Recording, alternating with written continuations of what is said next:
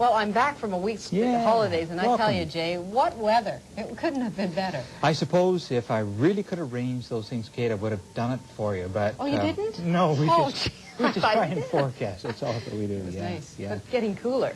Well, we've got, once again tonight, a lot of folks around concerned about the frost. There was significant frost last night up through the Holland Marsh and extending into that area, so I know a lot of cash croppers up through there are certainly looking at it. We don't have any immediate frost warning here, but not too far to the north. We'll talk about that when we look at those other numbers. Let's look at these numbers as far as today is concerned. Whoa, coming in way short of normal. High of only 13 degrees, low temperature last night, as I say, all the way down to 2 degrees. Normal for the date, as you can see, a high of 20 and a low of 8. Records, though, 28 on this day in 1975. -1 for the record low, 1956. Precipitation, well, over the weekend we had some, but yesterday we've had none. But we've added it up now to 39 millimeters as far as the month to date. 66.9 actually is coming in, as you can see, just a tad dry.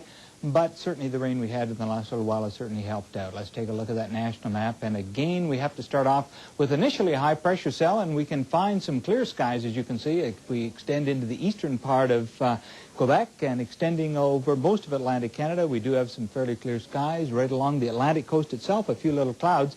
We have had some sunshine through most of the day today, but we're watching a little bit of cloud that is building up further to the west. Actually, a very weak low-pressure system down through the Missouri area that does have some cloud. Very few showers associated with it at this point. They're still to the west of that Lake Michigan area. Further to the south, though, again, we're continuing to see lots of rainstorm activity taking place down through the Texas area. Flood warnings continue to be down through that area. As we take a look further to the west, see some sunny skies over the southern part of the prairies. We take a look then at the jet stream, and we can find that this flow, this cool air, continues to push toward the Great Lake Basin. Now, nothing that is too drastic just yet, but we certainly have to watch some cool air that is going to be pushing or continuing to push across the Great Lakes area over the next couple of days. As we take a look at our own area, this low-pressure system that is off to Missouri will head in an eastward direction. We will have some cloud associated with that.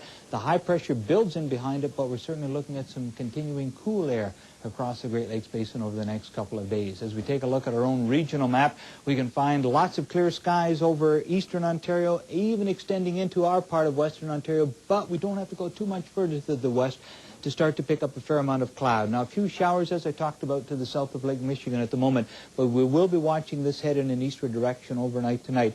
But at this point, I'm only going with about a 30% probability of some of those showers moving across our area, but the cloud will certainly move across. As far as the local conditions are concerned at the moment, then we're looking at actually comparatively clear skies over most of our area. As we talked about, starting to build up a little bit of cloud further to the west. Our barometer pretty well holding steady at 101.7. Wind is calm. Relative humidity still fairly low as far as 33% is concerned. Temperatures, as you can see, certainly below what we expected this time of the year. And again tonight, we're going to be looking at some light winds. We're going to be looking at a few clouds coming across, only about a 30% chance of any precipitation. So those folks further to the north and to the east, you folks have a chance of significant frost through the Dundalk Highland and extending into that Barrie area once again. I think that those of us further to the south will come close, but I don't think that we'll be seeing any frost as far as we are concerned. As far as tomorrow is concerned, then we'll look at cloud dominating. Now, the sun coming through from time to time. As far as our sunrise is concerned, 5:52, and sets tomorrow evening at 8:52 with a light flow out of a northeasterly direction. It's going to continue cool, as you can see, right across the whole of our region with only about a 20% chance of precipitation. As far as the 5-day forecast is concerned, look for cool air for the next couple of days. Both Tuesday and Wednesday, we're struggling to get up to 10 and 11 degrees. Thursday we go to 14, and we start to warm it up just a little bit as we head towards the latter part of the week. But as you can see, that all of those numbers coming in just close to what we expected this time of the year. But on the whole, it's a chilly week coming up. I guess it was a good idea. I didn't quite get my flowers planted, so I'll have to wait for that. And it's a good idea. Those folks who didn't get them in are going to be a little bit lucky, I would think. Yeah, I think so. Thank you very much, You're Jay. welcome, Well, Julie Sandelin is in tonight with entertainment. She'll take us to the movies and also show us that art that's a bit different.